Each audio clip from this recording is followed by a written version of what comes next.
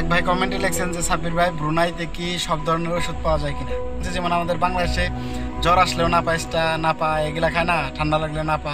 তো এই দেশের একটা ওষুধের নাম হলো প্যানাডল।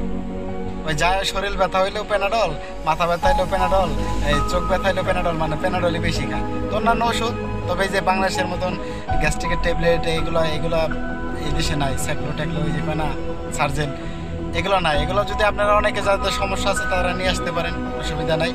আর এই দেশের বড় হাসপাতালের নাম হইলো রিফাস। এই জায়গার মধ্যে আপনার সবচেয়ে ব্রুনাইয়ের মধ্যে বড় হসপিটাল এটা। তো আমরা এখনো যাই না ওই জায়গায়, আল্লাহ সুস্থ রাখছে। দোয়া করি সবাই সুস্থ থাকুক, ওষুধের যেন দরকার না হয়।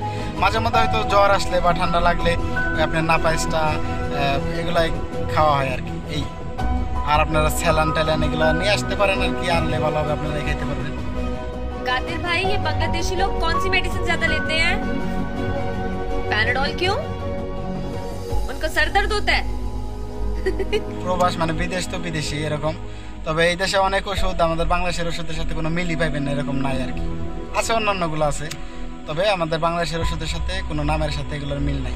কাজকর্ম করতে গিয়ে যদি ক্লান্ত হন, স্যালাইন যদি নিয়ে আসেন বাংলাদেশকে, স্যালাইন আনতে পারেন। ওর স্যালাইন, টিস্টি স্যালাইন এগুলো আনলে দেখা গেল যে আপনি খাইতে পারবেন। তো এই দেশে দাম হোক আর বাংলাদেশে যাই হোক, মানে যদি নিয়ে আসেন আর কি, তাহলে আপনারা খাইতে পারবেন শরীর সুস্থ রাখার জন্য। আর ওষুধও কিছু নিয়ে আসলেন, নাপা স্টা, তারপরে নাপা বা শরীর ব্যথা, মাথা ব্যথার এগুলো নিয়ে আসলে ভালো হবে আপনাদের জন্য।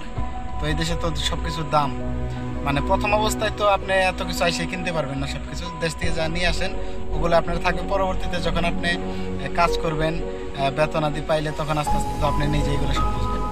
তো আশা করি আপনার উত্তরটা পাইছেন যে এই দেশে যত অসুখী হোক ওই প্যানাডলই বেশিরভাগ ব্যবহার হয়। সবাই ব্যথার জন্য, মাথা ব্যথার জন্য, শরীর ব্যথার জন্য প্যানাডল, বাংলাদেশের নাপাইস্টার মতন সরকার একটা ওষুধের মতন নাম হলো প্যানাডল, সবাই এটাই খায়। বুঝছেন ভাই?